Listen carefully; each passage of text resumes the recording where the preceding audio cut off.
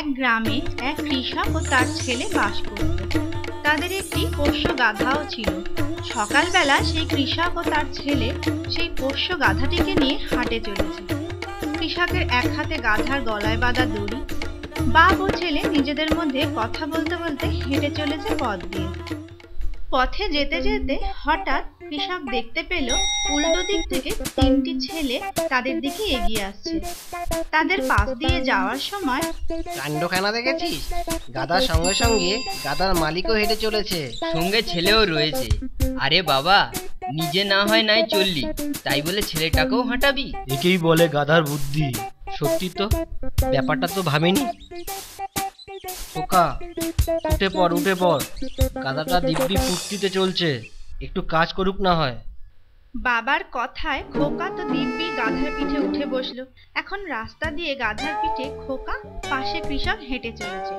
এবার দূরে দেখা গেল দুই বৃদ্ধ ভদ্রলোক তাদের দিকেই এগিয়ে আসছেন।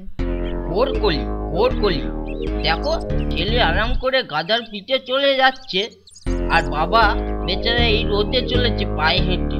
হায় হায়, দেশটা রসাতলে গেল গো, রসাতলে গেল। বৃদ্ধরা চলে যাবার পর হঠাৎ, না বাবা, জিনিসটা ভালো দেখাচ্ছে না, আমি নেমে যাই, এবার তুমি চড়ো। তাহলে আমিও চড়বো বলছিস? এখন গাধার পিঠে কৃষক আর তার ছেলে পায়ে হেঁটে চলেছে পাশে পাশে।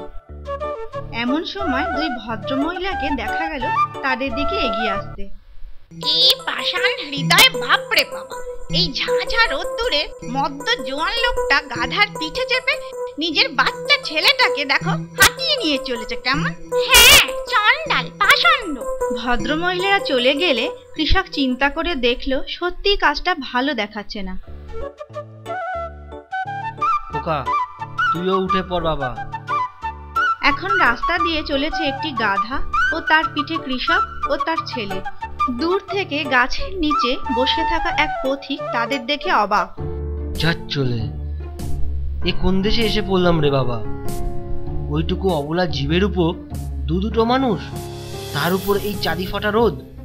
ওয়ে, গাধাটাকে যথেষ্ট কষ্ট দিয়েছো, আর দিও না, বুঝলে? হে, কৃষক ও খোকা তাই শুনে লাফ দিয়ে গাধার পিঠ থেকে নেমে পড়ল। গাধা তখন হাঁপাচ্ছে। খোকা আয়, গাধার গলার দড়িটা খোল, ওটা দিয়ে পাগুলো বাঁধবো।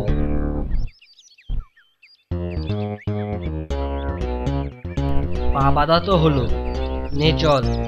এবার তুই মাথা দিকটা ধর, আর আমি পায়ের দিকটা ধরছি। বেটাকে এবার দুজনে বয়ে হাটে নিয়ে যাব।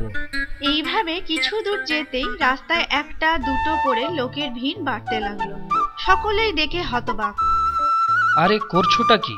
কেউ এইভাবে জ্যান্ত কোনো জীবকে নিয়ে যায় নাকি? ও হে, তোমরা কি বদ্ধ পাগল নাকি? আরে অবলা জীবের ওপরে কি অত্যাচার!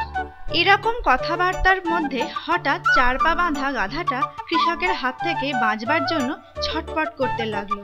বাবা, পারছি না তো। যেদিকে ঝটকা দিচ্ছে সেদিকেই চল, কিন্তু বাবা ছাড়িসনি, চেপে ধরে থাক।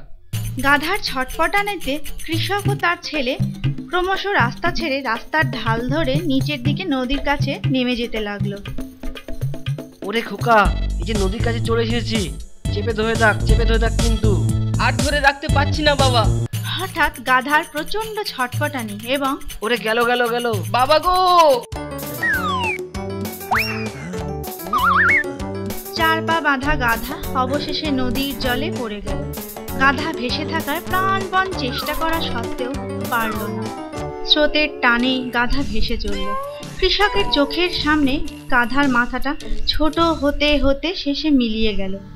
কিছুই করতে পারল না কৃষক ও তার ছেলে। চারিদিকে কেবল নদীর জলের স্রোতের শব্দ।